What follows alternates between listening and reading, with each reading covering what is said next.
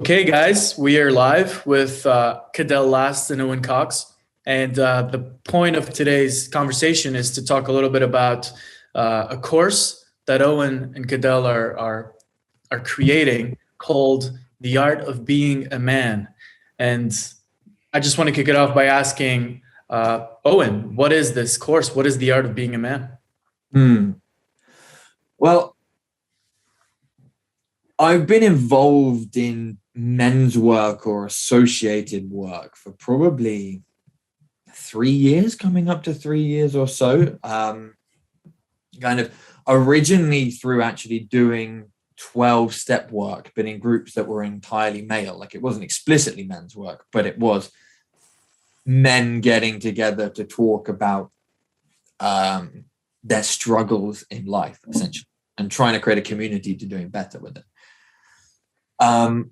And then Cadell and I met a bit over a year ago, I think, perhaps a year and a half ago, maybe a little bit under that. And he wound up coming to an actual explicit men's group that I was running in London at the time. And that was where I think we got to know each other fairly well, and also kind of laid the groundwork for our future collaborations. I think the actual kind of the depth of the art of being a man comes out of, on the one hand, this sense of a lot of the men's work I think I've encountered has felt a little bit superficial, or not investigating certain problems with the degree of depth that I would have been interested in going into them. So typically the way that comes across is like support groups, but with a real focus on trying to create goals and achieve things in the world, supporting each other to manifest or create whatever it is that you're trying to build. And if there are struggles in your life, you acknowledge them, maybe you talk about them a little bit, but then you move on to what really matters, which is your mission or your purpose, which is fine. It vibes with a lot of guys. But I, for various reasons, largely to do with my own actually kind of like personal nature of struggling quite deeply with questions and problems of desire, my own sexuality, I've wanted spaces where I could really go deep into them, not with a kind of ulterior motive of getting that out the way so as to move on to something else, but actually really just spending time and trying to understand that. So as I said, that's kind of one hand, is trying to create a men's work space to investigate perhaps the kind of fundamental existential questions and drives that make up the male psyche. Then the other hand of that is that I think one of the things that happened in the men's group that Cadell and I were doing in London is that we began to stray towards this territory, but in quite a free associative way. Like, we just open up the group and say, okay, maybe let's try and talk about this today and riff around. And it worked for a while. But then as we started to get into the more uncomfortable areas of male experience, of the psyche, particularly to do with sexuality and how it's framed today in the context of social relationships, people's marriages, their sexual relationships, and so on, it became very uncomfortable. And a lot of the guys were kind of upset, challenged. I got the sense there was a feeling of being violated, like some kind of implicit agreement that it was going to be a safe space was kind of destroyed. A space where people felt like they could come and talk about stuff and get it off their chest, all of a sudden became a space where it went like kind of peeled a layer too deep into the unconscious, and then it was incredibly painful. And the group itself kind of ultimately fell apart. And I think largely to do with this kind of thing, that box that got opened there. So with the art of being a man, the idea is to be very explicit from the start and kind of clear in terms of the container of this session. We are going to look at, say, depression and the feeling of there being something missing. Or this session, we're going to look explicitly at adult eroticism. And so we kind of know from the get-go what we're going into. It gives the psyche and the unconscious a bit more of a chance to relax and feel like, okay, this is what's going to happen. And hopefully thus we can kind of slightly more skillfully curate and facilitate a space for exploring these deep, sometimes uncomfortable areas of the psyche without it feeling a shock or unexpected or uncomfortable or a violation or anything like that. That's probably an introduction there. Cadell, do you have anything you want to add to that? Yeah. Well, just building on what Owen says, that there's a way in which there's a way in which I came to men's work when I was tired of covering over lack. Like, there's a way I came to men's work where I was tired of, I don't know, pretending that I had a positive solution, or that I knew,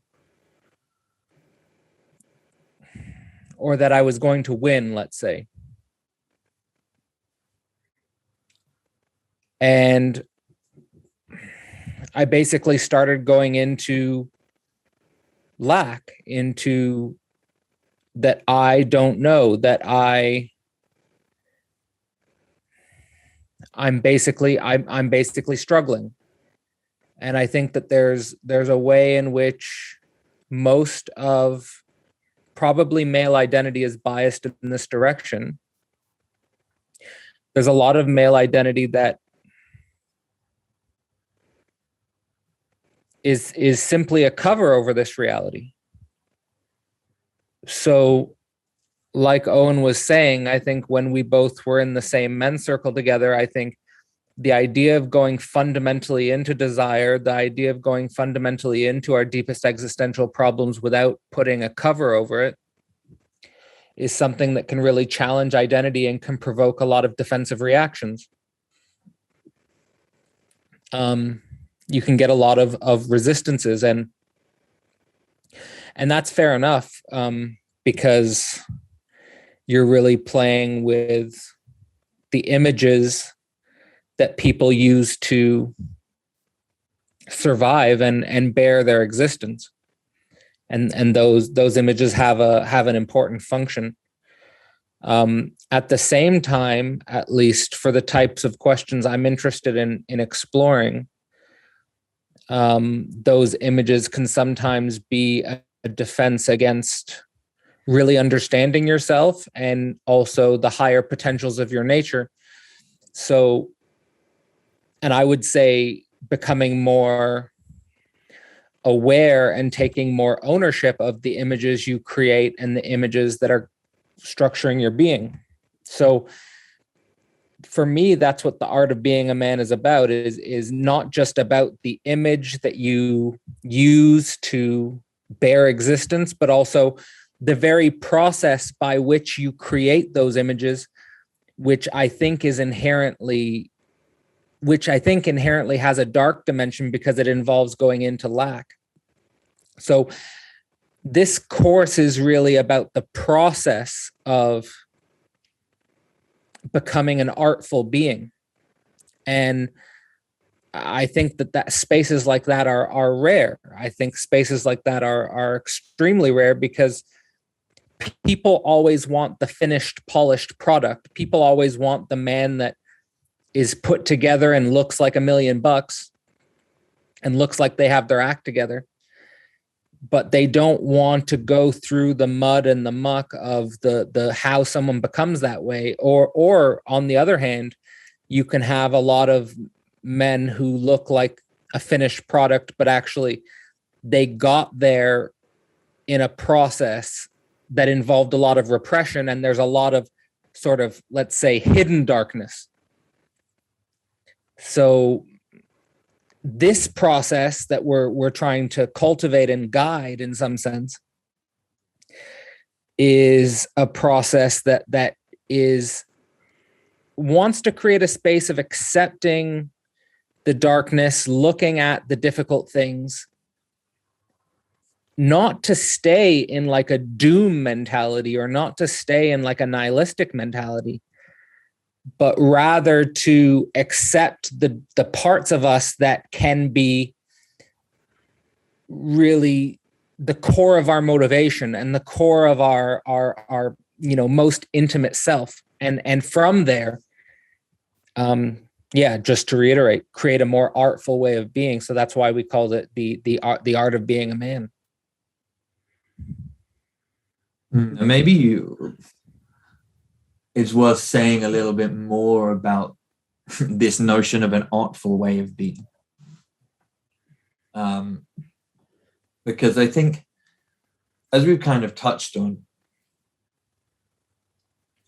the plan for the sessions will be to go into different areas of the psyche that are either often repressed or forgotten or ignored. So we'll have the first session, which is going to be about infantile drives, pleasure and prohibition, relating to what Freud was calling the oral, the anal, and the genital drives. The second session on adult eroticism, the third session on depression, melancholia, the fourth on power and how we kind of crave it or run away from it, and so on. But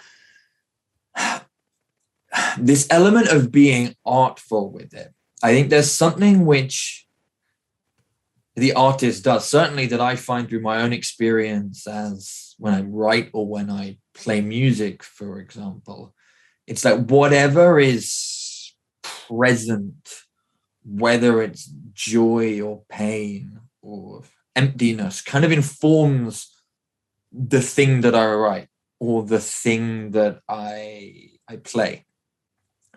So rather than there being a sense of, right, I'm Owen, I'm sitting right down and I have a goal to achieve X, and X is going to look like this when it's done. It's more like, okay, I'm going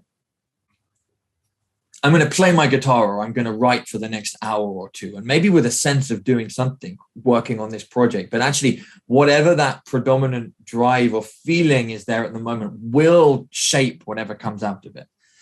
And the thing that takes form from this process is not going to be anything that can be predicted beforehand. But there is an element of truth to it.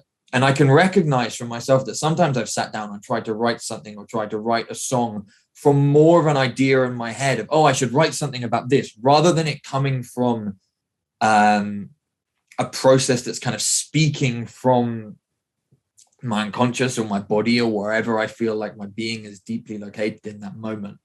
And it always feels a little bit hollow, a little bit dry.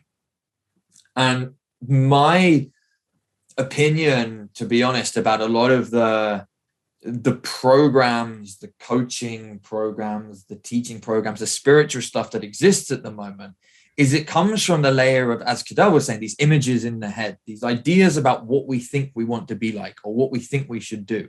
And it's like, okay, you can say in your head, you can form an image in your head, this is what I want to make happen. Let's then provide the structure, some practices for you to get there, which is kind of, it's like starting with the end product in mind rather than working with what is actually going on in the present. And the notion of being artful, being the art of being a man, or being artfully, is working precisely with the raw material of whatever is happening today. Like for me today, I'm moving house at the moment. I'm feeling pretty kind of overwhelmed and depressed about it. And so that's kind of going to color the way I'm speaking, the way I'm thinking. I really loved to hear what you guys had to say. It's impressive how it fucking cheers me up as well. One of the things that came up for me as a question is, as you look into your lack and as you not cover it over and perhaps try to understand a little bit better as a part of who you are and how you unfold, does this mean that that there's a prescribed way for one to be artfully a man? In other words, having stayed with one's lack, what tends to be the next step? Or what would you say that the next step is always, okay, I'm more peaceful, I'm more with myself, I accept myself more? Or would you say that there's a renewed energy, impetus, movement, momentum, something more upward going? So what would you say is the result of the art of being a man? Or is there no answer, and it's up to each of us to answer this question? I would say it's not a next step, it's a step before. So it's before you take a step. So what does that mean? So what I mean by that is, when I was 18, I had an idea in my head that I wanted to get a PhD. And that idea structured a decade of my action as like a meta transcendental notion. So it's not like having a goal or an end has no value or has no meaning, because coming up with that idea and sort of living in according with it did end up helping me a great deal, because I sort of filled that idea out, let's say. But in the process of doing that, I lost connection with myself. So it's like you can set up a goal structure, you can set up a next step, and then you can all too easily get lost into that goal structure, and you can lose touch with really what you are in the first place.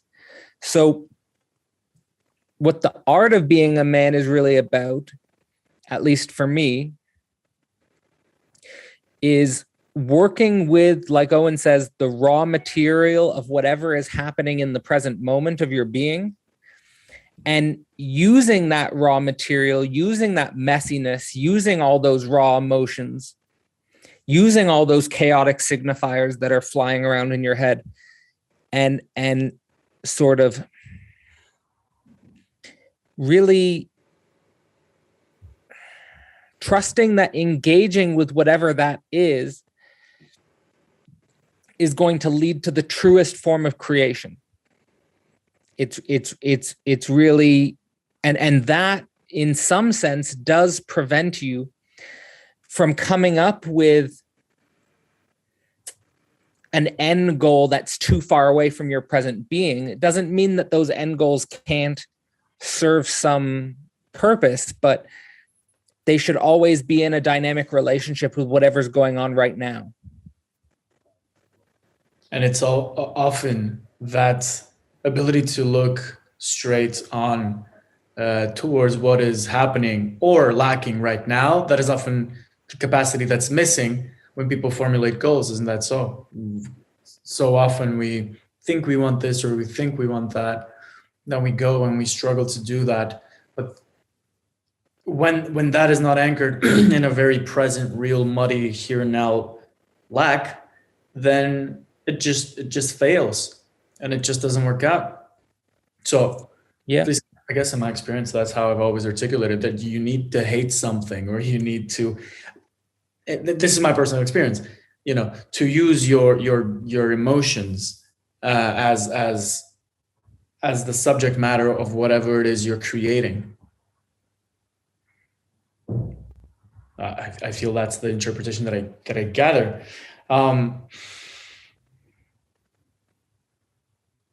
Yeah, I would say yeah, and I think that the reason why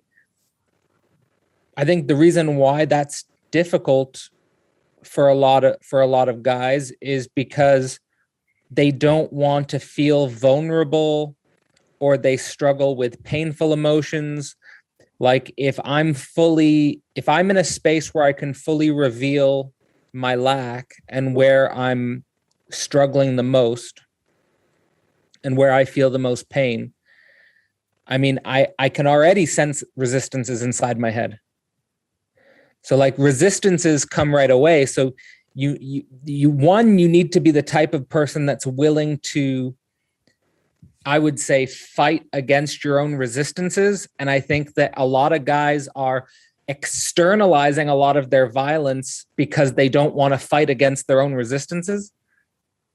And so you have to be this type of person that can fight against your own resistances, but you also have to have the space that can hold your struggle, that can hold your fight. And not a lot of those spaces exist. And so that's I think hopefully one of the reasons why we're creating this space is one, we're looking for guys who are willing to be deeply self-reflexive, who are willing to sort of work with themselves as the thing, like, and that's to me, again, to frame it in my intellectual history, it's kind of the opposite of a university education in some sense, because you go to university, you study history, or you study philosophy, or you study mathematics, or you study physics.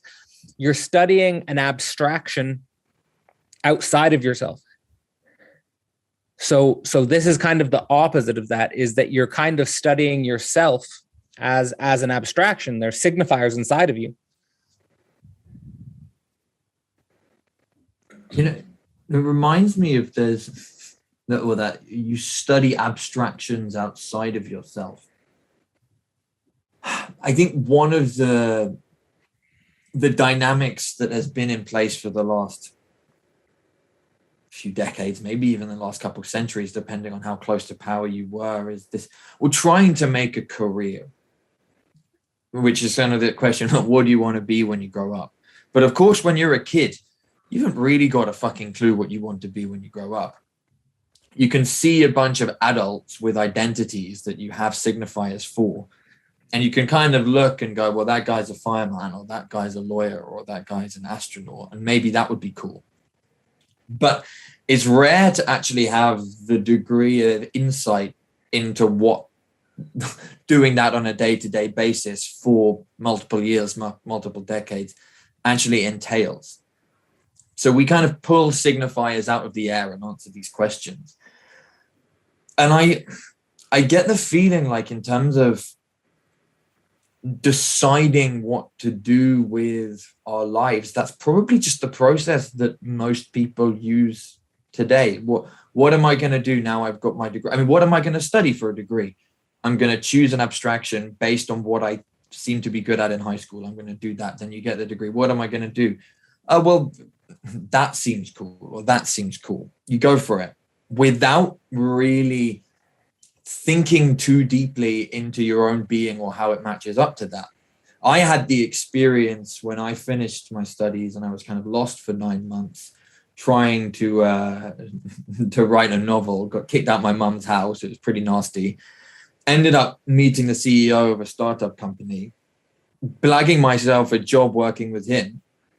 And all of a sudden, I was just engulfed in this idea of making this company the next $1 million company and how I was going to be rich. And I was like working long days, long hours on this project that literally like a month before I had no idea existed. And now I was totally identified with the thing. And I did that for a few months, and then it flipped again. And I just was like, I have no idea what the fuck I'm doing going to this building every day.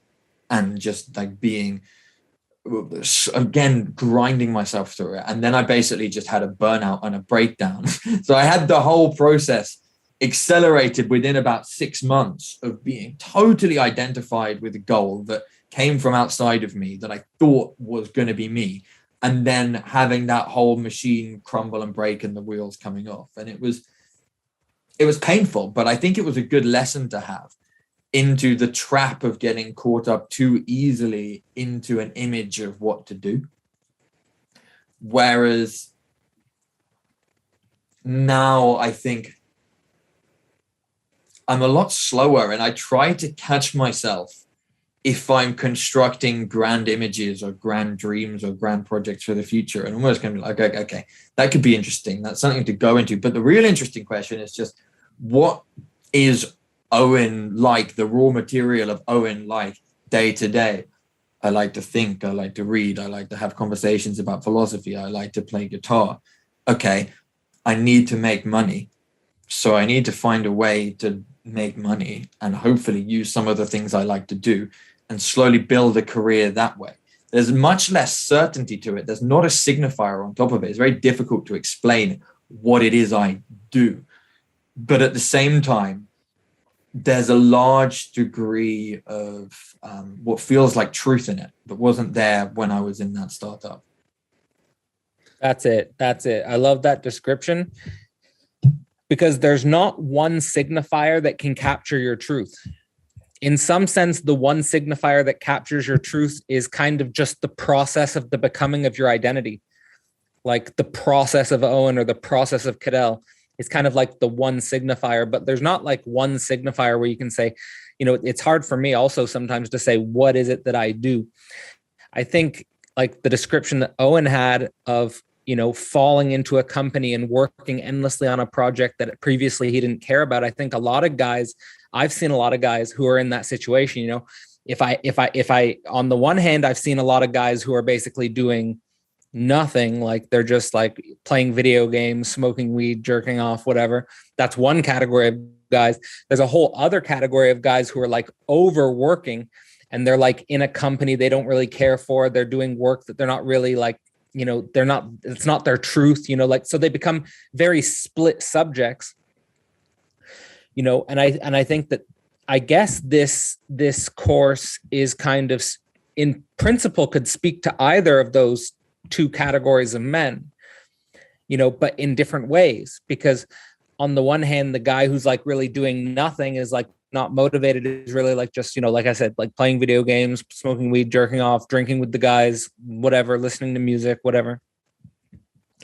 Like that guy is maybe sort of connected to sort of like the raw, emotions of his day-to-day life, but he doesn't really have any sort of day-to-day structure for that to organize himself. So I think that a course that actually informs him and helps him reflect on his being and sees other guys who are reflecting on their being could be something that's helpful. And then for the other type of guy who's like just sort of like lost in a company that's so disconnected from his truth, I think is this type of course is basically like, snap you back into sort of an awareness of what you are in a day-to-day sense.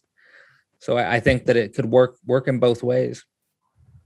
I have a question. Do you think that there's a relationship between one's ability to look into oneself and one's lack, and then the ability to formulate a goal that one moves towards? Because this came to mind while you were both speaking.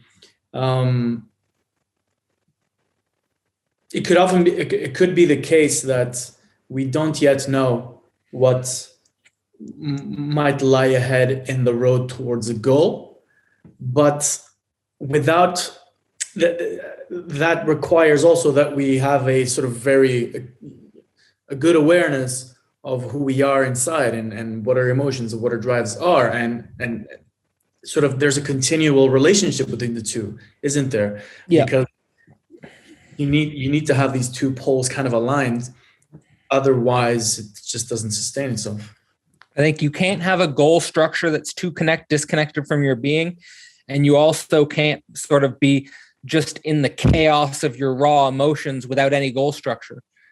So like we know like what's at the source of your sense immediacy, let's say, like what you're just your raw sensation is just like, it's just affect and feeling and like, basic raw emotions like hunger and horniness and also violence and killing impulses. But so like you do need some sort of higher order goal structure that is in some sense in line with a social normativity of some kind. But also you can't just have this goal structure that allows you to forget about what you are. So there's got to be some sort of relationship between the two, I think. I want to throw in sort of an accelerator in here. Does that goal have to be submitted to a social acceptability criteria, or are we not talking about sort of an immoral ethics here? Like Zizek usually uses the example of Stalin as the example of a subject who acts ethically but immorally. Do you guys have a view on that? Yeah, go ahead, Owen. I guess the simple answer to that in terms of just the social normativity is like, at the end of the day, we all got to make a living and hopefully have friends and have some pleasure and not wind up in jail or dead. Yeah.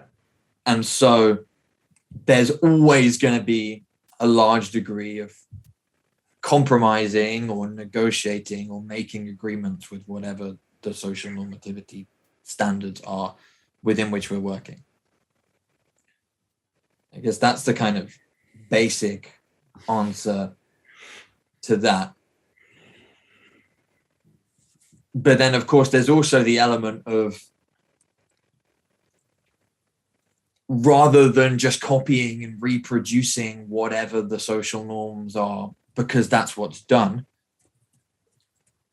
being in such a conversation with the core of yourself that if it becomes necessary to break those norms in order to remain true to whatever you are, also having the strength and it's not exactly the comfort to do that, because it's not going to be a comfortable process, I don't think, but the ability to hold that discomfort. Yeah, I mean, I don't think that you should. I don't think that you should just act in accordance, like blindly act in accordance with social normativity. I think there's a pragmatic dimension to acting in accordance with social normativity. And there's also the possibility that your ethical directive can change social normativity.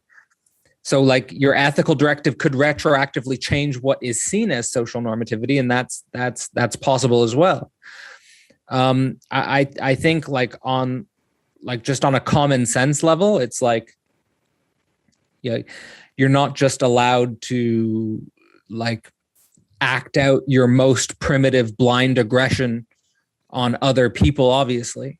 But you want to be in touch with that. Like my idea is you want to be in touch with that raw blind aggression.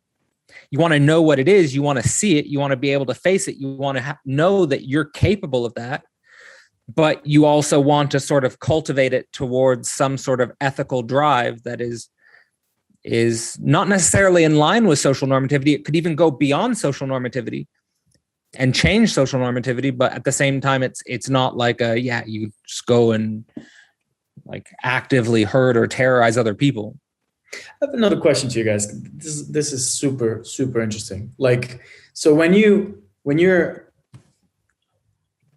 because you are going into subjects such as Freud and power and our desires, and you're doing this so that the men who go in have a better idea of the truth of their own desire, because they are a little bit better informed about these ideas, and by perhaps understanding their own, where does my desire come from? Where may it come from? What framed it as is? What are the layers beneath it that sort of constitute its truth? And so my question to you guys is, in what way is this different than therapy? Because it is. But in what way, because we're looking at this and it's in a group setting. There's sort of an exposition of content from you guys to the men. Then I assume that there's also a lot of talking happening. What are the big differences and the advantages that this has over, just calling over your psychologist? I can take that as a starter, I guess. So at least with traditional psychotherapy and with the sort of the origin of psychoanalysis, the reason you would go to therapy is because you're struggling with a psychological problem which is making existence difficult. You're going into therapy because, you're struggling with a psychological problem that's making existence itself difficult. And I think that what we're trying to do sort of is not in itself therapy, because you don't have to be in some sort of psychological distress necessarily to join the program. What we're trying to do is more go into the nature of the psyche in order to guide a mode of a mode of being. It has a telos, and that telos is art. So I don't think therapy necessarily, at least traditional therapy, has a telos in that sense. It's just trying to deal with a certain either neurosis or hysteria or some sort of psychological existential crisis. Whereas I guess what we're doing is we're taking an interest in the raw material of ourselves and trying to turn an art project out of it. Beautiful.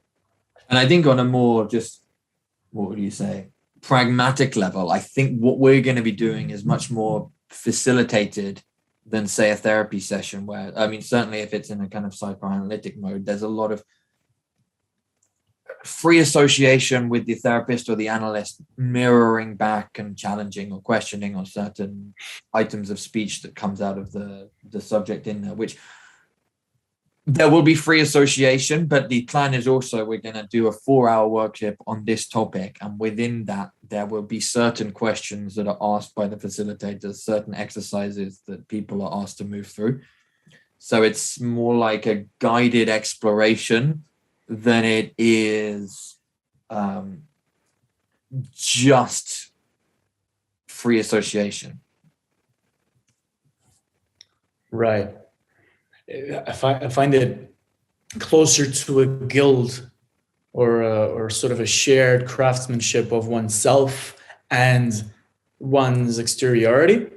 And it's closer to that than exactly to therapy, as per what I hear, is like you're getting a bunch of men together, you're doing some work that reflects itself not only in the solving of internal problems, but rather you're focused on the understanding of internal problems so as to sort of align them with the externality of one's life. And then the end product is not a solution, but a better problem. It's a better problem, yeah. And it's sort of a way, it's an ethic of being. The ethic of being is to, instead of being in that sort of computational mind state of like problem solution, where those problem solutions might be actually disconnected fundamentally from what is really at the intimate core of your day-to-day existence. It's more being with the intimate core of your day-to-day existence, which requires a sort of emotional intelligence, to use the buzzword of, sort of saying, I feel weak today, or I feel vulnerable today, or I feel, however you're feeling, I just feel low today.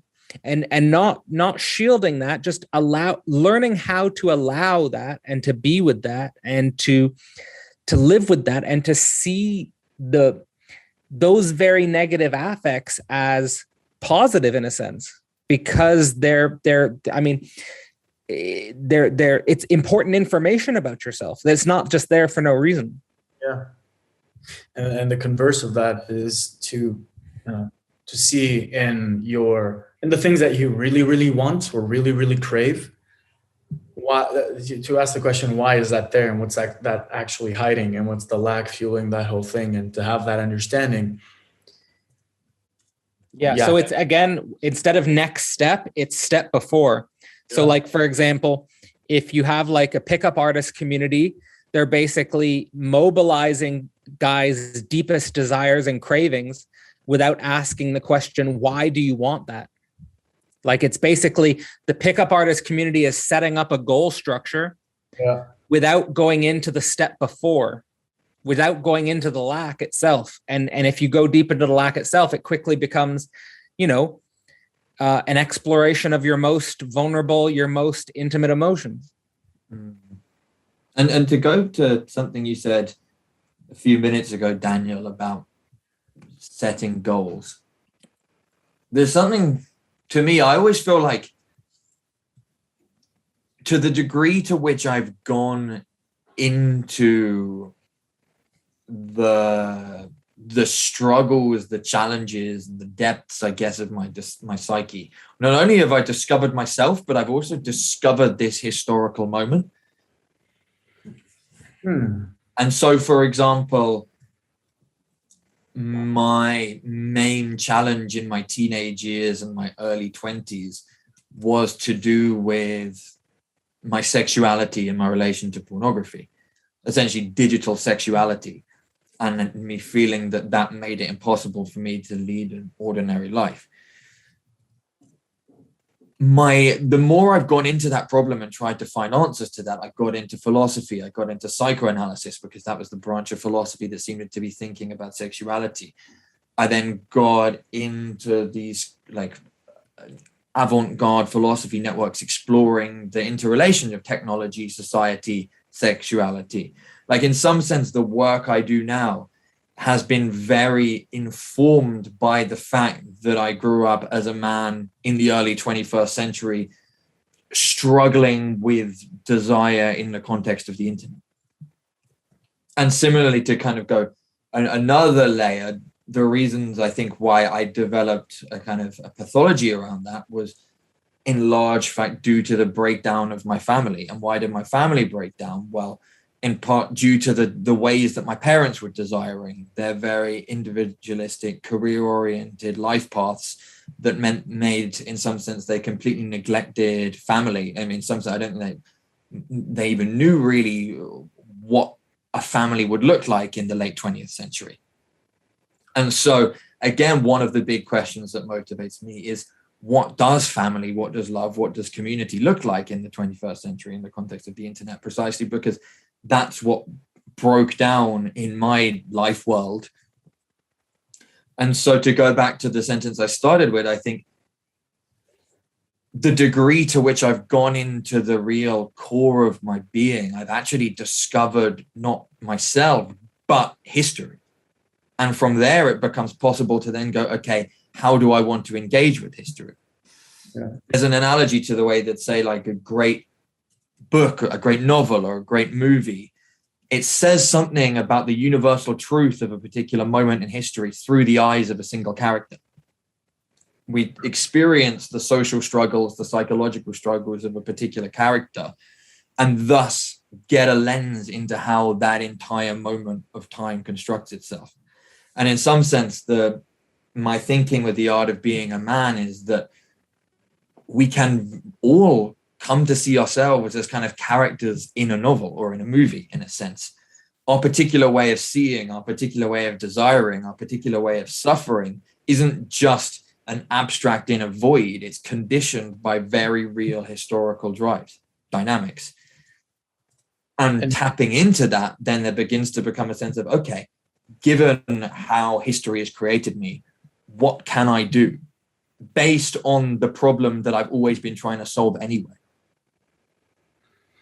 A narrative that is a infinite jest, that is endless, that is very senseless in many ways, right? That's the postmodern moment as well. It's not really neat and straight. And to go back to how you started your sentences, is like, it's not so much about helping people. This is what I interpret. It's not so much about helping people get to goals, reach goals better, but rather to help them visualize the clear goals, set them better goals, or understand how those goals connect to the truth of their own selves, but also how they relate to the overall historic moment, right? Like you say, like, do I, pickup artist, do I really want to, what do I want from this?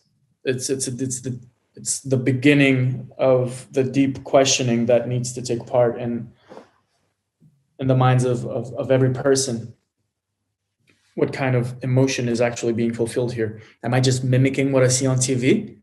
That could be something, but then that's a goal that doesn't have any deep anchor within ourselves. And so there's also the paradox here, right? Which is, the deeper you go, it's counterintuitive. The deeper you go into questioning society's goals, the goals that you mimic from society, the better you can get at fulfilling them. Meaning, the more you know about the truth of your own self deeply, and the more you forfeit these original surface level goals that are given to you, the better you can get at reaching the goals, not these first level ones, but the real ones that you feel that are in deeper connection to yourself. And that's a paradoxical thing, right? forfeit something in order to actually gain something of a deeper importance. Would you say that that's in some ways the case? For example, Cadell, like in the beginning, you were saying, we were speaking about, it's not what the next step is, it's about the step before, and I'm 100% agreeing with that.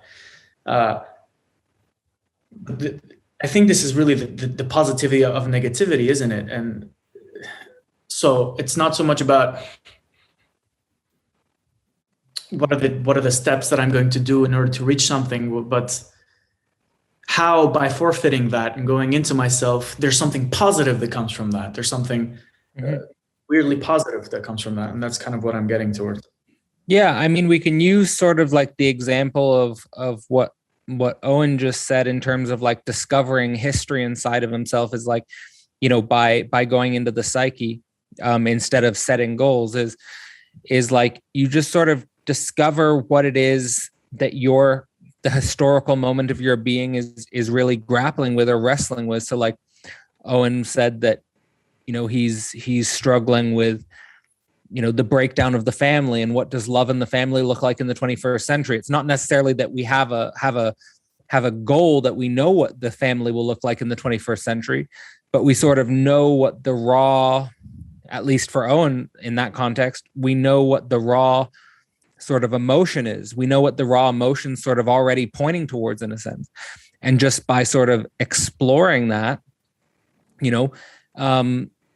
we're at least in touch with the truth. And in my experience, it's more about the truth than the goal setting. And if you're in touch with the truth as opposed to the goal setting, that goals will start to be achieved that you didn't even necessarily set. Yeah. Like goals that you didn't even like, things will, like, not in like maybe in I don't know if it's in a magical way, but it's like things like it's more that things in your reality will fall into place in a way that transcends your individual reason. Like, let me like put it like that. Like, just by virtue of you, if you are authentically paying attention and observing your truth and wrestling with yourself, things will start to fall into place in a way that you couldn't have dictated with your individual reason. I'll say it like that. Yeah, that's a brilliant way to put it. Let me just add sort of an extra bit, sort of in the manner of addition. The other day I was talking to my friend about music. And he's a musician, a jazz pianist, and he was telling me that in music is like applied math that we intuitively grasp. So if you look at a harmony and how it's, you have the division of the frequency into these 12 tones, which is the social convention, but nonetheless, she was telling me how, through the building of of a series of complex assemblages of notes and harmonies and melodies and all of that, how in actuality you were actually looking at mathematical patterns of a great precision, of a great beauty, of a great of some sense of, in some sense, very true. But our means to get there was musical and intuitive rather than rational and via calculation. And so what I want to point towards is that perhaps by listening to our own truth, we're also intuitively setting in motion an attitude, a way of being in the world that it makes perfect sense that it will unfold. It will make magical things happen. And by no means I mean magical in the real sense. You guys get me. But being true to yourself kind of does play a certain harmony of the world. It creates a certain way of relating to the world that is proper rather than improper. Yeah, it's like you get rid of what I guess what we're saying in a simple way is you're getting rid of the a priori goal structure, which is used to make predictive calculations, and you're replacing that with a present awareness of what's going on right now inside yourself and outside yourself. And by being in touch with that, things start to happen around you that you couldn't have predicted or calculated. But there's still things that are in line with your truth. And sometimes they're even better than you could have predicted yourself. They're better than the things you could have thought of yourself. I mean, I've often thought of, like, there are a lot of things that have happened to me since I finished my PhD, which I could not have predicted at all. And that are really remarkable. And they're just as a function of me letting go in some sense. And at the same time, yeah, just caring about my truth. Mm-hmm. So Fight Club is the opposite of a safe space. What exercises do you guys plan on doing that also explore, in a way, negativity head on? Because I know you must have something like that prepared. Like not the specific exercises, but like, you know, what are perhaps when you're hosting these sessions with people, how will you? Oh, when you said in the beginning that you had a men's group that because it wasn't safe, it kind of fell apart. How is this one going to be different? It's a good question. And perhaps the first thing that I have to say, which is almost a bit of a cop-out, is that because of the nature of the digital medium, like, it's not going to be a fight club. Yeah, not physical. Like, I think a lot of the intention is with prompts, questions that are designed to open up sharing in a certain way. Exactly. So be as honest as you can with a partner for 3 minutes about your deepest sexual fantasies, for example. Something like that. Yeah. And indeed, the questioning does make sense. And I mean, yeah, we are limited by the digital medium. If we were going to go into a physical space, we could explore more with physicality, with expressions of emotion, like we kind of saw at the European men's gathering. Yeah. In fact, that's kind of a direction I think is fruitful, because ultimately what we are doing, it still remains at quite a cognitive level, at the level of speech and speaking the unconscious, but not necessarily screaming it or thrusting it or doing any of the things that can be done with the body. Mm-hmm.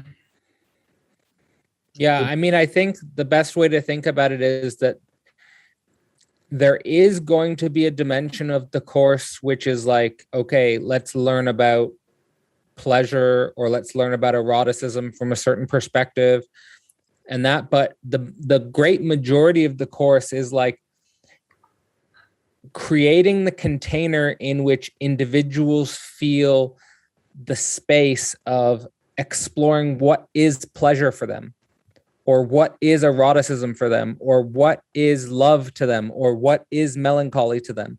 So it's kind of opening up that space and sort of being able to sort of see how that dimension of the self is reflected by others, and also how that dimension is reflected in the self. And a lot of guys probably haven't had that space to sort of like really go into what is melancholy and how do I relate to melancholy? Yeah. So like, that's really like the dimension where Owen's saying in regards to the difference from therapy is like, it's a guided space. There is a structure to the space. It has a logic to it.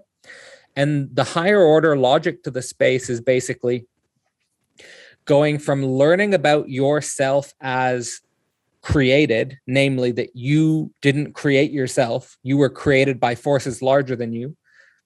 We can say evolution, we can say God, it doesn't matter. It's just that you were created by something that's not you. What is the nature of that creation? So we go into the basic sort of origin of the self as a fetus, as an infant, as a child, going into the emotions and the memories of that development. And the logic of the course basically goes all the way to yourself as a creative being. Mm-hmm. So from you as created to you as a creative being, but the logic is that you can't really create unless you understand yourself as creation. So like that's sort of the higher order structure, and just being in touch with all of the dimensions that make you you. Well, as I was driving today, I was thinking that a lot, personal point right now, that I was thinking that so much of me is about, and you know me, creation, and I want to do stuff and chase and explore. But that is a negation of something that exists there before. So it cannot exist. It doesn't exist in a void on its own. No, it's a negation of what I don't want to be, of something that existed before that produces a series of emotions. And so would you say that, yeah, I mean, I guess I'm kind of reiterating your point, but that the way we emerge as a creative being is by negating something that we hated or felt melancholic or felt whatever about before. So there's always sort of this dyadic structure that I feel is something very important that you guys are exploring. It's like, yeah, it's the step before, the space before, which is just sort of saying, I always like the notion like slow down so the truth can catch up, and then create. Like, and slowing down so the truth can catch up is sort of learning about yourself as creation. And if you slow down for the truth can catch up, then your creation is going to be that much more true. It's going to be that much more real. Yeah. I've got some like funny examples of maybe this slow down so the truth can catch up. So, for example, I always loved playing music when I was a kid and as a teenager. And Cadell knows this example, I've told this before. But by the time I was about 16, I was like, I really wanted to be Metallica, or I wanted to be an artist on the level of Metallica, to the extent that I suffered immensely whenever I came across musicians who seemed to be better than me, or musicians who are actually making it. And this desire to be Metallica, or to be an artist of the level of Metallica, was a kind of desire to negate where I thought I was right there. I was like, I like playing music, but I need to get beyond this so that I can then be this person who I see Metallica as representing the person who can play music. And after a long process of exploring and bouncing around, I'm now at a point where actually I do play music quite a lot, and I don't really have this desire to be Metallica anymore. I kind of like, I'm in my mid-20s. I have a music project that I feel is a great musical outlet to me. In some sense, I've kind of become what it would mean for me to be Metallica at 26.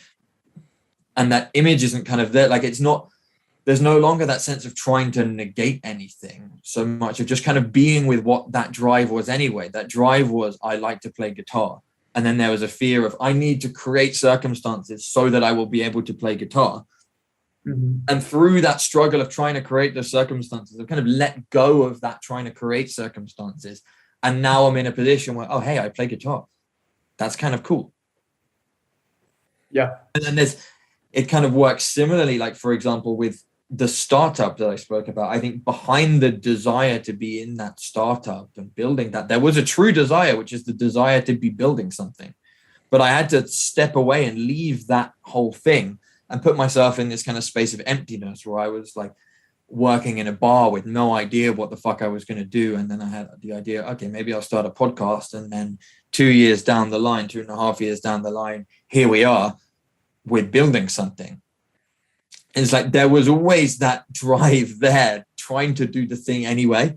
There's just an element of almost getting out the way of it.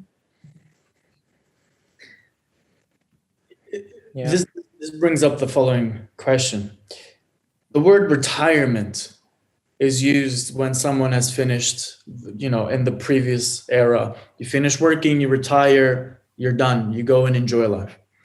But in a deeper sense, it's also something very vicious and something that I see very commonly in society, that people just want to get to this point and then you're done. Just want to get this house, get this family, get this car, and then you're done. And then you can chill, and then I just work and wait to die. And so you see all these kind of people who are very young but already retired. But you also see other examples. I'm thinking of a president of a football club of Portugal. He's like 90, but he's still going strong. But he's the example of a guy that if he drops his job, he'll die. Like his life is his job. So in terms of pursuing and being true to your desire and keeping chasing on to the next one, you reach this point, on to the next one, you reach this point, on to the next one. What do you have to say about this idea of retirement versus the continual chase of the next thing? So I can say something here, because I've met so many people who like went into careers where they had this logic of, I want to retire as quickly as possible because actually I hate what I'm doing.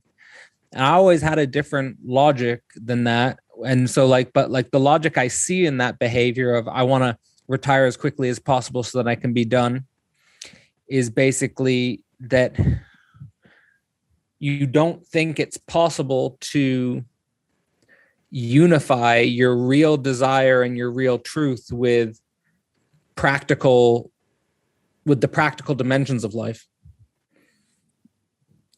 So you split yourself in order to do that. And then there's this idea of like wanting to retire and then be done and chill is basically to like that your entire movement is false, because you're only going to be able to be in your truth when you can stop moving. So that, again, both of those things are connected to this idea to slow down so the truth can catch up, so that your actual movement can be true. You have to learn how to be still in order so that your movement can be true. And like what I say now a lot about what I think enlightened people have the capacity to do is an enlightened person moves, but they don't have to move. And there's a big difference. Like a lot of people I see, they're constantly moving, constantly listening to music or watching shows or doing something because they can't sit still and do nothing. So it's kind of like you have to find the still point inside yourself first, and then you can have a true movement. And that movement can be a genuine creativity, which is also in line with practicality, and it never ends.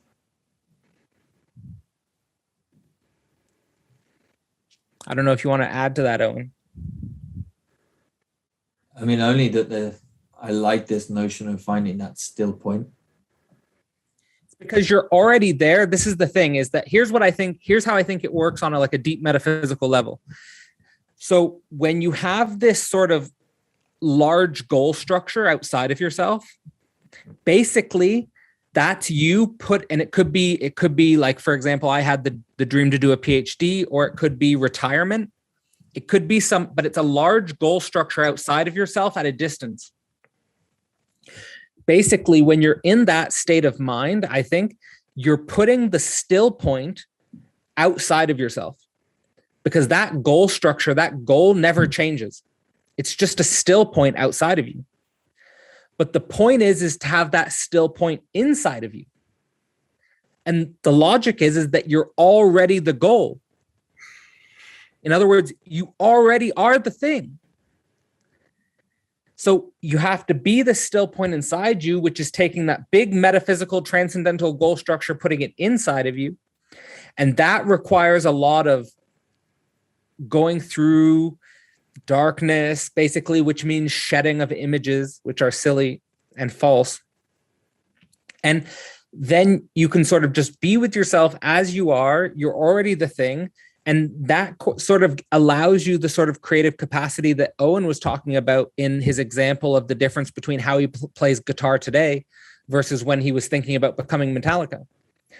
Like the dream of becoming Metallica is the big goal structure outside of yourself, but actually playing guitar and just I'm in the moment playing guitar is the thing. And sort of being with that process. And that's ultimately the thing that is seen in the figure of Metallica anyway.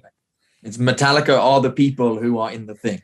The goal structure is pointing towards something real. It's just an image that's outside of you and you think you're not there. There's something important to it, but it's just that it ends up like in the most extreme version of it, which I think a lot of people in our society are in, you end up never being with yourself and then you die. So like people like sort of have a realization at the end of their life, like, oh shit, like I spent my entire life not doing what I really wanted to do and not being really aware of what I am. Like that sort of happened. That happens to so many people. But like, I'll give the example of my dad, who is a pretty good example of that, because again, he was doing a job where I think the job ended up owning him. And before he had a chance to retire, he got terminal cancer. So like literally, like he had this dream of like, I'm going to get to retire and then I'm going to be able to do what I want. Like I'm going to go play golf, or I'm going to go hiking, or I'm going to do like what I really want to do. But he died before getting there. So I think a lot of people, that happens to them, is that their life passes them by, simply because the fixed point, the still point that should have been inside of them was outside of them the whole time. Yeah. And that's why I have the motto on my email, die again, die better. It's really like what it is. It's a metaphor for image death inside yourself. It's like a metaphorical death, die again, die better. There is a telos there, which is that shed yourself until you're really there. What I mean is shed those false images that have your ideal state somewhere other than where you are right now. And like, is there a really there, or is there just a continual shedding and a continual coming back to yourself and kind of like you shed? But so is this really there a static state or a practice? Yeah, there is a paradox with the still point. So like because the still point is not just a still point, meaning there's still movement. So it's a paradox. But what moves is a true motion. Yeah, it's a truer motion. But there is still, here's the thing, there is still this alienation and overcoming alienation. But the difference is, and this is the best way I've been able to frame it anyway, is you become at home in the alien. So you're still alienated, but you're at home in the alien. So what that means is that you're at home in movement. You're at home in becoming different, because you're still going to be becoming different. You're still creating. So by definition, you're going to be becoming different. Mm-hmm. Like you're not just the same. But there's like a spontaneous overflowing of being, rather than a being that's like, okay, I need to get here. Yeah, it's so silly, this fixed point, because like I had the experience of it. So I had the transcendental goals, and anyone who gets to this fixed point, I think, has a similar experience. Like the person who set up their entire life to retire. I just met a few people last summer who had that goal structure, and when they were retired, they're just bored. They don't know what to do with themselves. And so but when I had it with the PhD, like as soon as I got the PhD, I was like, well, what do I do with myself now? So whenever you set up this big goal structure outside of yourself, as soon as you get there, you just have the problem of what you're going to do, and you're not with yourself. So there's a way in which, when this is internalized, you just have a constant flow. You're constantly changing, but you're always there. It's like there's an ethical imperative for subjects to, I mean, that's how I would frame it, for subjects to be continually struggling with what they're not, saying what they are not, shedding images, practicing this self-denial, or rather this denial of things that aren't really you, but you are sort of this continual, like, what am I not? What do I don't like? What do I, and in that process, you create this motion that is of a very light quality, of a very truer quality, I feel. I do feel like there's the capacity like to like have a lighter quality, but like you're still like taking things in some like in a weird way, like I mean things still matter and have weight and like you're really engaged with things and so forth. But there's a way in which like I think when people are very aggressive or like when people really want to like rush their speech or like really like, you know, like speak really quickly and say everything. Mm-hmm. It's like because they're trying to get there. You know, like they're not there, like they're trying to get there, like especially that aggressivity. You know, like they like, and this like translates into deep bodily being, because I think this like impacts also how you have sex. Like if we could translate this same logic to how you have sex, like if you're having sex in such a way as that you're always trying to get there, like get to the orgasmic thing versus sort of being in the whole process and letting it unfold. There's that funny thing. There's that bit where Lacan was saying like, I'm fucking you now. Yeah. I'm already having sex. Every moment is sex. Yeah. I'm having sex right now. I'm in you right now, baby. There's no that isn't sex. It's like every moment is the foreplay because you're not trying to become a particular thing for the other. You just are what you are and they are what they are. And I mean, I think from what I've kind of come to understand from hanging out with tantric people, they're like, if you can reach this kind of fluid state of kind of fucking all the time, then you can play with the images. Then you can play around with being, I'm going to be this for the other. Or like, I'm going to adopt this goal and try and be this. But you can do it with a kind of higher order skill. It's like, rather than I'm going to unconsciously try and be something so as to answer some unresolved question of my being. It's like, no, I know my being is an unresolved question. So I'm going to play at being a dominator or a submissive or a trickster or at anything else, precisely to open up new possibilities in the situation. And it creates a very playful way of being. Yeah. I just want to like just go deeper into what Owen's saying here, because it is kind of like that, like we're investigating, and this is our first time trying to run this course, but I think ultimately what we're trying to run is getting people to a tantric state of being. That's what we called an artful state of being. But I mean, I think they're similar.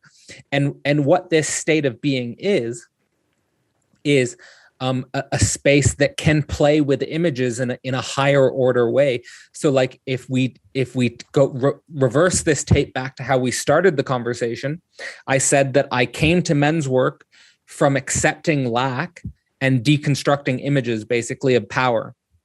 So that step is necessary to, I think, become the type of being that can have a more conscious engagement with images.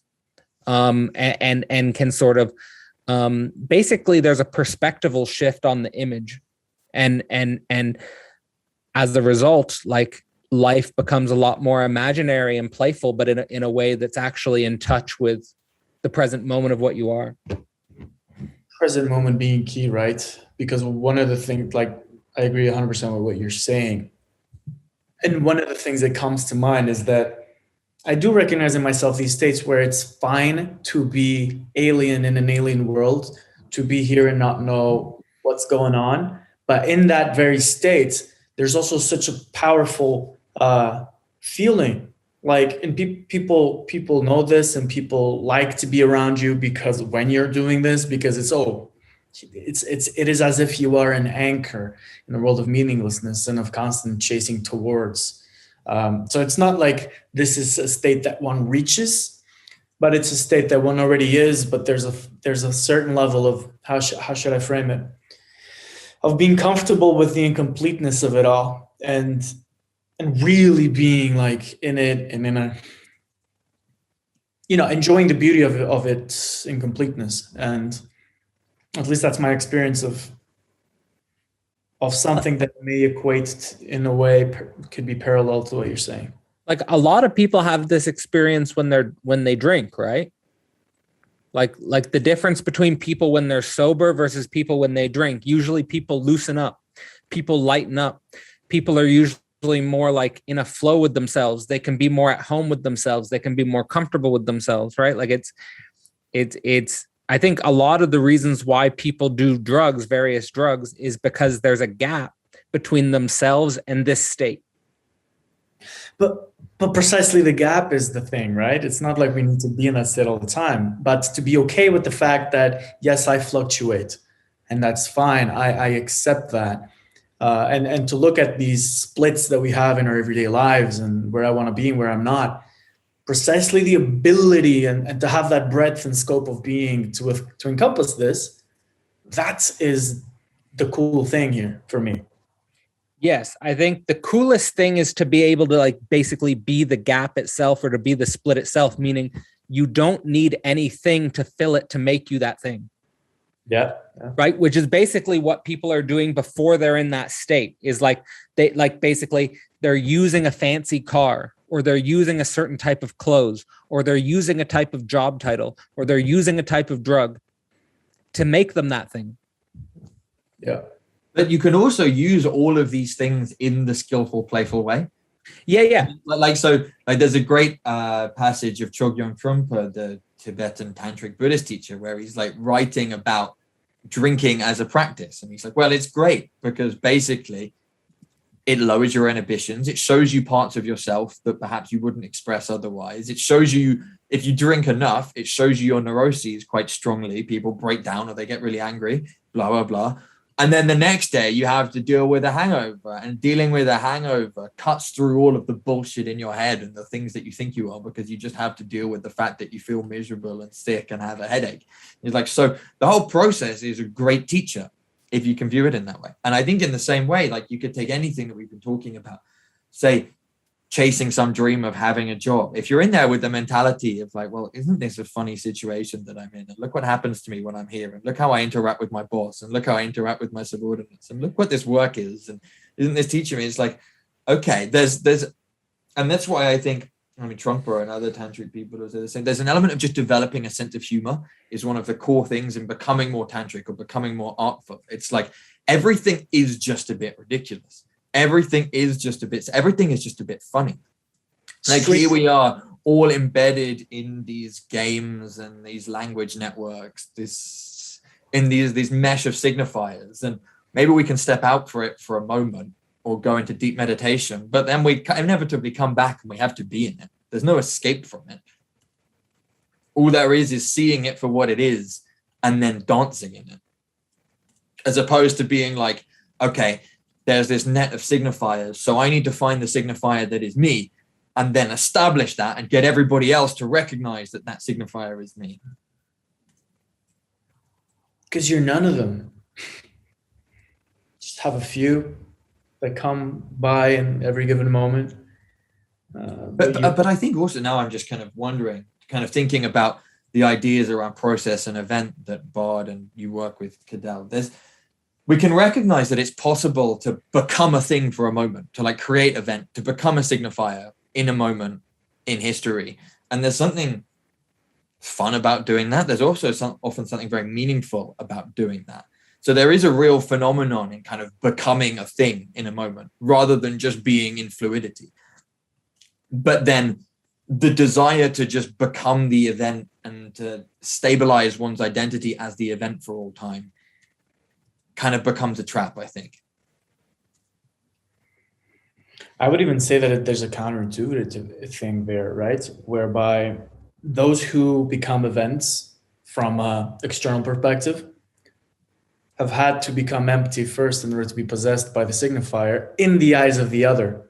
Because in their own eyes, they're just being true to whatever they are at that moment. Have you ever been admired by a younger kid who loves how you play guitar? And for you, it's just, well, this is just me. But in his eyes, holy shit, you are the man.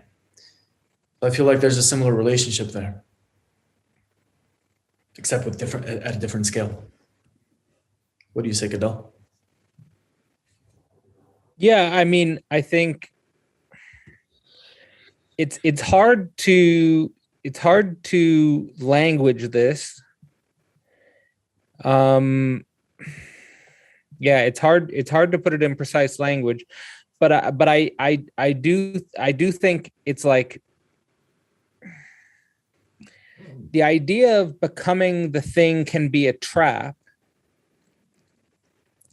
I guess I was relating to that with the language of the still point outside of yourself, and like that has to be brought into yourself, and then but like that doesn't stop change. That you're, and it doesn't mean like you're happy all the time either necessarily, or that you're one with you, or like you're just in a good mood all the time necessarily. But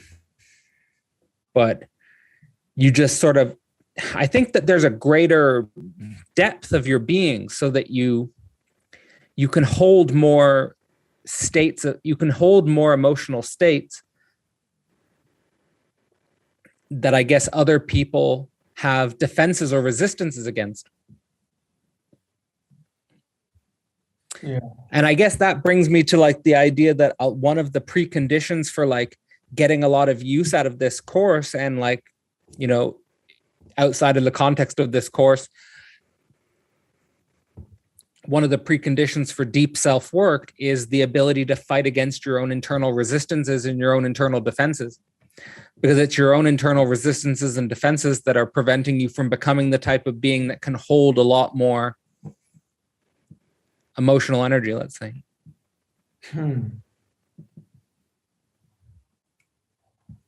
Yeah, and I do think that there's a difference between like someone who's like, for example, drinking to feel a certain way versus like a guy like Trungpa who's like drinking in like this, you know, tantric way. Like I think there is a difference. Like I think a guy who's been in the tantric space,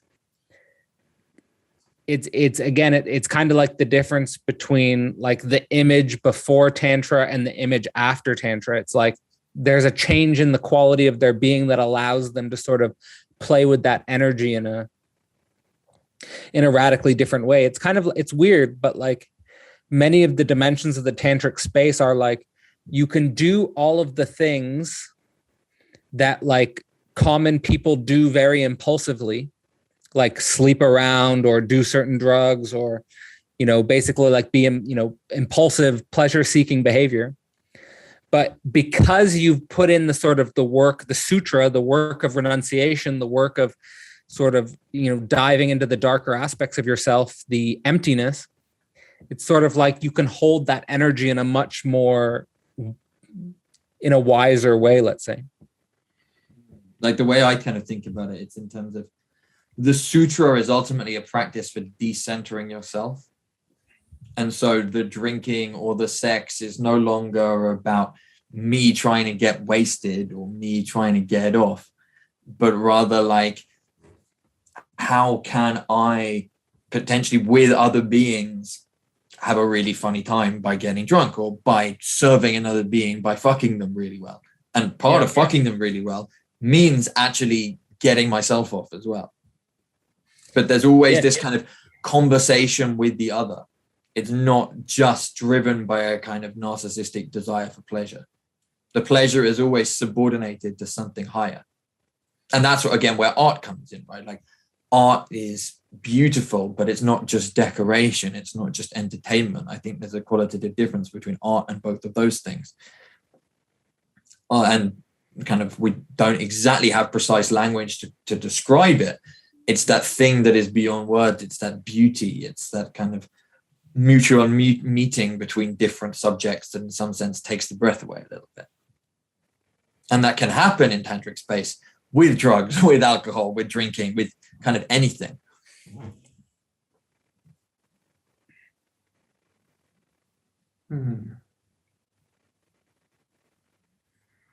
So I think the one of the important points I think for me that Owen made was this the difference between the pre-tantric and the tantric space having to do with this decentering. Because I think like the impulsive behaviors in the pre-tantric state are about meeting infantile needs that have you at the center. So like, for example, if we think about the beginning of all of our existence. I mean, and if you just watch children's behavior, they have to be at the center of the universe. They have to be the center of attention. And so that behavior extends itself in things like drugs and in things like sexuality and in just impulsive pleasure seeking in general, where you want to feel like the center of the universe. And so the sutra and the renunciation is to decenter yourself so that you can once again enjoy those pleasurable things, but in a totally different way, in a decentered way. Yeah, like you might look at it, there's like a first order basic material. I want to fuck. And then you go through this kind of sutra renunciation thing of like, let me be free of this desire and renounce the desire to fuck. And then maybe there isn't really much of an I, but there's still this desire to fuck. And so then you get into this questioning of like, what is this I that says it wants to fuck? There's clearly a something trying to fuck, but it's not really me, because I don't really know what a me is, but there is a thing.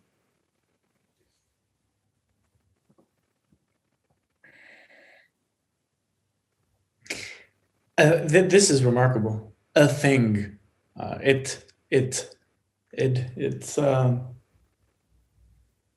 There's an alien quality to it. It moves of its own accord. Our relationship to it is not one of I am it, because you are not it. Yeah, this is about getting in touch with a movement, which is kind of like an epper si muove, or like a movement that's like not really you. Like you are in some sense doing less. Like you don't have like the weird thing I feel, and like the difference inside myself after reflecting on some of these things is like I can slow down more. Like I don't have to do as much. There's kind of like a movement which happens on its own accord. Oh. And I merely need to be aware about it and be in a flow with it and be in touch with it, be in service to it. But it's kind of like a movement, which is, yeah, yeah. I mean, there's a lot of cliche things I could say, like it's not the movement of my ego or something like that. Yeah, it's not you. To put it in this really simple way that I it's like it's the other. Yeah. Yeah, we can get really deep here, like because it's because on some level it's like the whole of classical philosophy is about the one. Mm-hmm. In some sense, like whether we go to Parmenides, whether we go to Plato, even in some sense Hegel, but it's more complicated. But in classical philosophy, there is this idea of the one, and the one reappears in many different forms. It reappears in Aquinas or Eckhart, or many different forms. But this is kind of about the other, and the otherness is something that appears in psychoanalysis, and probably is also this relationship between Tantra and like this non-theistic sort of divinity. Non-theistic divinity. And this other is in many ways that which wants to fuck. It is in many ways perhaps something that we can hear. The craftsman tradition of being able to play it by ear and work with the materials and play with the music, like the whole thing happening is kind of not you. Yeah, so like if the way I could relate to it the most, like in the tradition I'm most familiar with, is like Freud starts to think about it as like the difference between the libidinal drive or the libidinal force and the ego. Like that there's a divide, and like that's why people go to psychoanalysis, is because their ego is struggling with this thing that's moving inside of them, which is kind of like immortal. And so like basically what this is becoming more in line with the immortal thing. To learn which is not something out of this world. It's not something different from this world. It's the energy. It's like, it's the flow or the movement of this world. I mean, the image of Baphomet comes to mind as sort of the secret that the Templars knew. It's that they worshipped precisely, and somehow they got in touch with this without Hegel. So I don't know how they did it, but it's like, this is what the image represents. It's a fucking goat, the animal of mortality with the weird eyes and with a penis, and it's hermaphroditic, and it's all this, the union of opposites. Yet it is here in this weird way, and it's quite interesting. And then, the way that I relate to it is perhaps as, I haven't thought about that in the sexual sense, because within the sexual sense, it certainly clearly takes over. So there's not one or the other that you can, I mean, there is, but perhaps it's most apparent when with craftsmanship or with art or with music, where there is there's an ego trying to do something, and then there's the other, which is being related to. And the craftsman kind of like plays it by ear if they're good, right? A really good craftsman, a really good artist says that the art does itself. You never do it. That's what they all say in common. And there's this relationship to the it that is apparently also present with fucking, because it's not you fucking this other person, rather it's fucking through both of you. Yeah, well, I mean, I think in one of those really great fucks, there is an element of just you and the partner kind of becoming a thing that transcends the separate nature of it. Yeah. It might be in a moment, it might be for a series of moments, it might be for multiple minutes. And there's a kind of coming in and out of that moment. But there's these moments of kind of total surrender and total empowerment at the same time. And that's exactly what the moment of artistic inspiration is, certainly as I experience it. It's like when my fingers are on the guitar and I'm just playing stuff and it sounds great and I don't know where the fuck it's coming from, but it's just there. It's like falling out of me in some sense. That's like overflowing. That's the word I used earlier. And I think, to go back to kind of the art of being a man, the hope is to be slowly building a practice where we experience more of our being as spontaneously falling out of ourselves. Yeah. Whatever it is. And not having maybe a common situation people might find themselves in is like, oh, I feel depressed today. That's annoying. I'd be able to do my work better if I was less depressed. I mean, to be honest, that's how I felt the last week. I was like, fuck, I'm feeling depressed and miserable about moving house. I wish I didn't feel so down, because then my life would be easier. Whereas the shift is to go more towards a state of like, okay, well, this is happening. There's a kind of depression falling out of me as I'm trying to do stuff. I guess that's what's happening. And to not have the kind of split between what's happening and what is desired to be happening. And again, the way you framed it is, I think, correct, because something is happening there, but it's outside of this sort of self-container. It's not me that is depressed in a way. There is an overlap at the place of what we usually call I, between this thing happening, this excess, this overflow, whatever shit, whatever color it is, the affect, and then what you are doing. But like, there's this ability to understand, to give that perspective, and to step aside and to submit to it and to relate to it skillfully, I feel is artful. Yeah, and there's a wisdom in the depression. It's the grieving of moving away from a place I've lived for many years.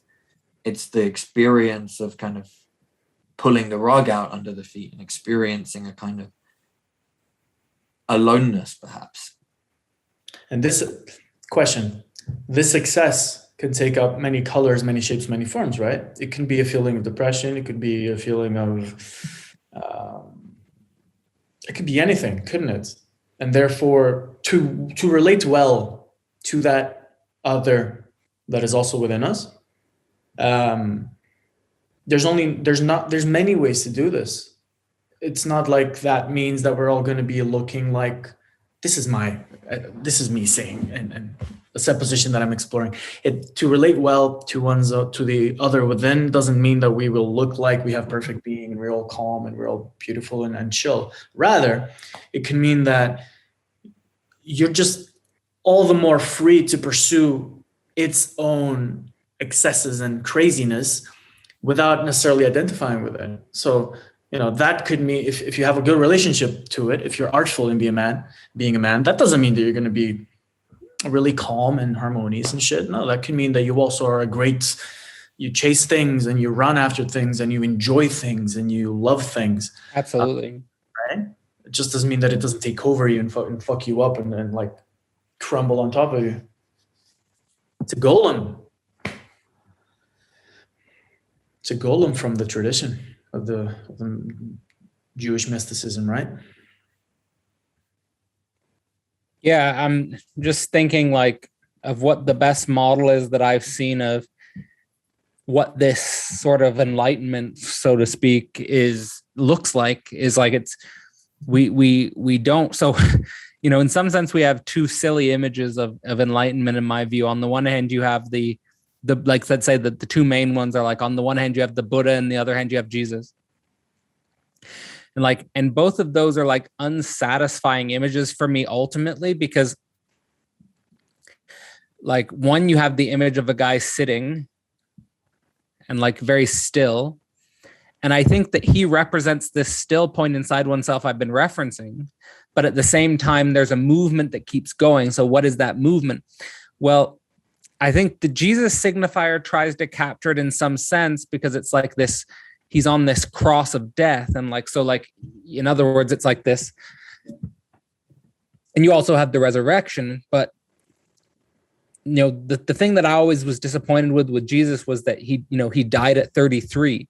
It's like, well, I'm 35. So like, I don't know.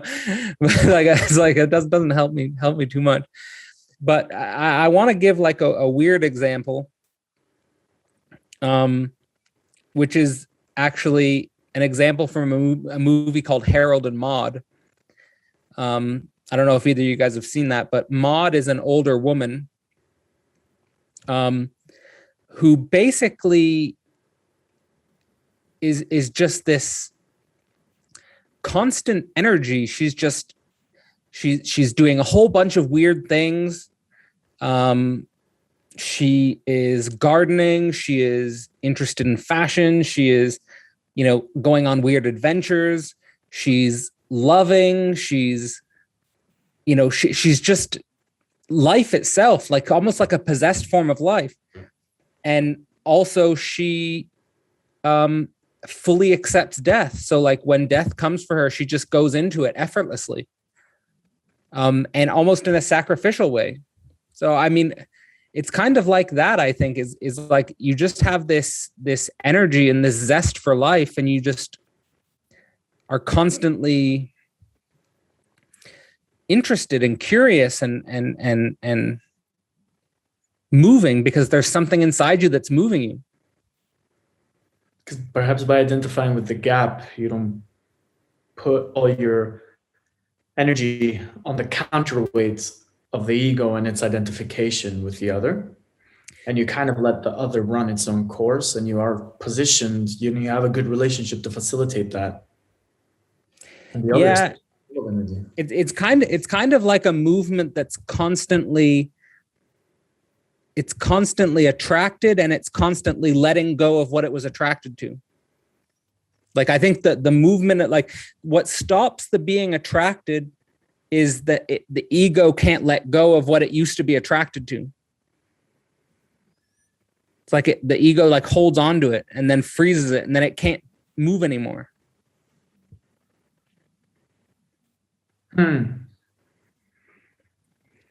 So like I can give the example from the movie Harold and Maude, which is Harold gives Maude a letter that says Harold loves Maude, and then Maude looks at the letter, and then she says to Harold, Maude loves Harold too, and then she scrumples up the letter and throws it away, and then Harold is just like traumatized, like you threw away the letter I just gave you. And she was like, yeah, but I read it. I fully absorbed it. Now it's gone. So there's this way in which she just is constantly filled with life and constantly letting go of it at the same time. There's also a joyful, almost trickster energy. You know that guy from Lord of the Rings, the guy who lived in the forest, the like from the same order of mages as Gandalf, this green. What, Golem? The Radagast? Radagast, yeah. Just Radagast. He's not good. He's not evil. Like Gandalf goes over. He's nice, but it's like, can you join my fight? Fuck no. No, he doesn't join any sides. And there's a certain like, you don't know at what point he might sting you, and he might because he's capable and shit. But he's also, there's a certain level of, it's like a satire from the forest, from the ancient myths. It's like, it's this thing. It does its own thing. You don't really know. And that's, I think that not really knowing is the right state, the right position to be in relation to it. It's the gap. It's like, yeah, you don't know. You don't. All I know, I don't know I mean, that sounds like spot on, but the best counterexample is Golem. Like, because Golem is the opposite of the thing. Like, he's trying to hold on to the one. Burnt everything up. And yeah, that's the energy that you want to free up from the ego. It's such a good example because they're kind of two sides of the same thing. Like Golem is, his desire is for the ring, and so it's totally identified with the desire. Where we're talking about a state of being with desire, but not being identified with desire. So in some sense, like the Radagast example and the Golem, they're the two sides of the same thing. Yeah. Because Radagast wouldn't take the ring to Mordor because he wouldn't give a fuck.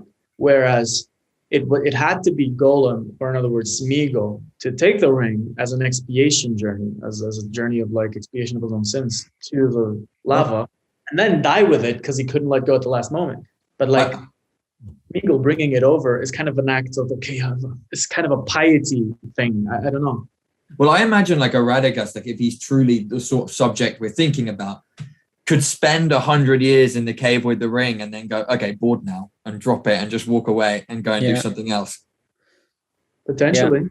Yeah. Well, that would defeat kind of the conceptual apparatus that is the ring, which is like the object of, like, you don't deny that. You're like, if you have it and you play with it, then you're kind of fucked. It's kind of it's a ring. It's a thing you stick it inside of. It's like only in a weird way. Isn't it the perfect objectività, but like made physical, right? It's like the ultimate object of desire that you cannot let go of. So but I think what we're talking about is letting go of the objectività, or at least achieving a distance, because you're not going to fully let go of it, but achieving a distance from it. So, Cadell, am I right in assuming that the relationship between the ego and the objectività is that the ego is kind of the fucking debris of that desire that identifies fully with that desire? How should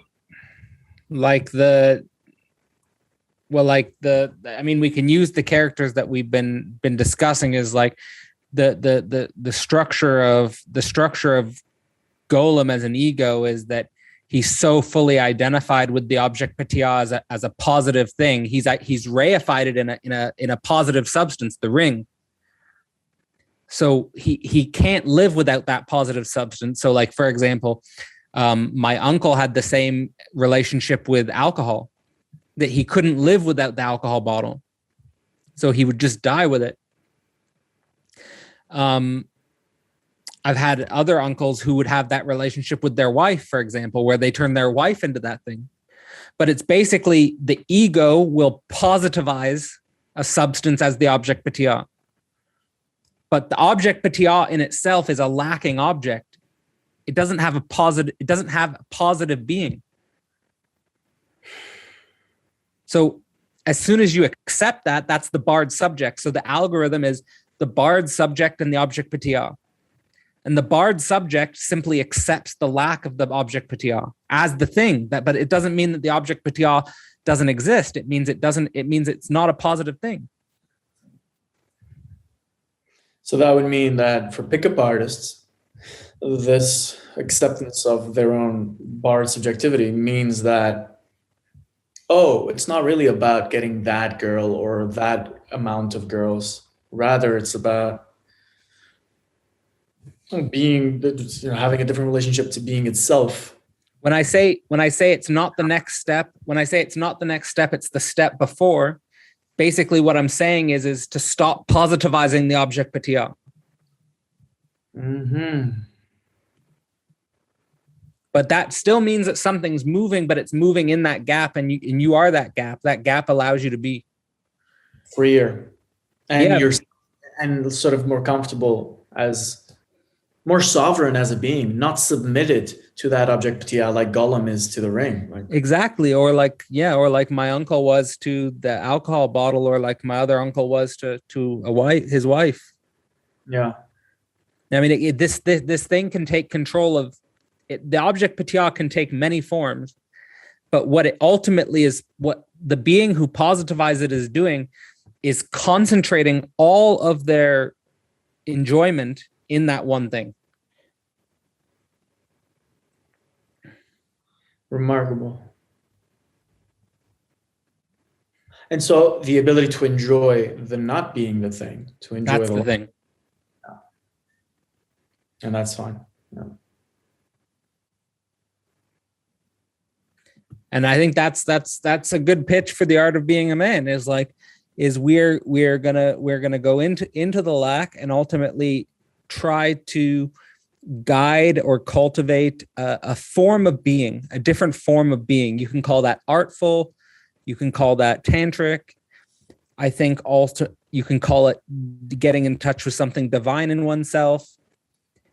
In my view, you could also call it becoming a real philosopher.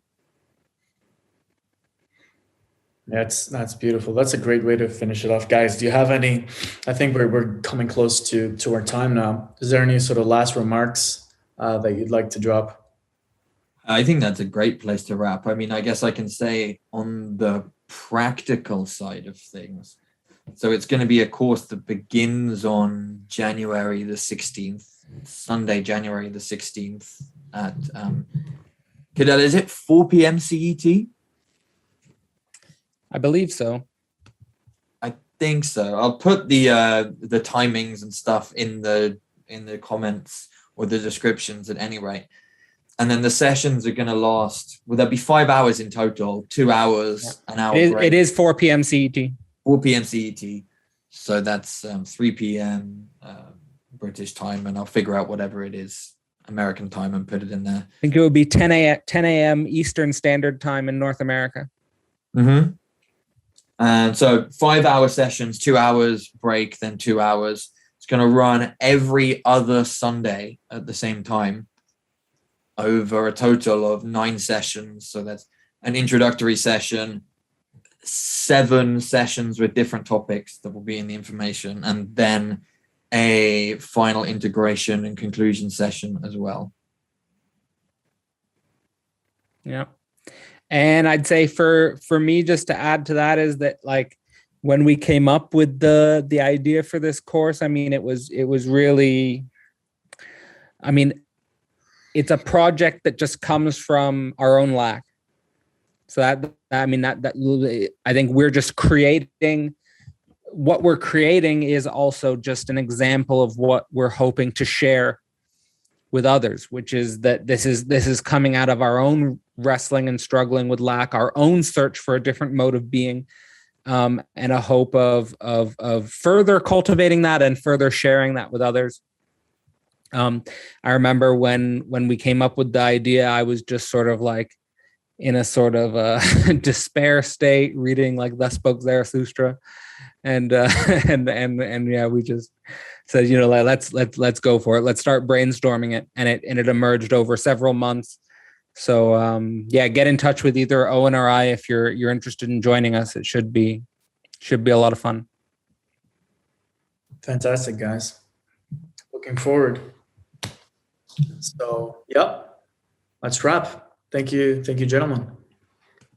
Fucking awesome, man. Daniel, thank you for interviewing. It's my pleasure, as always.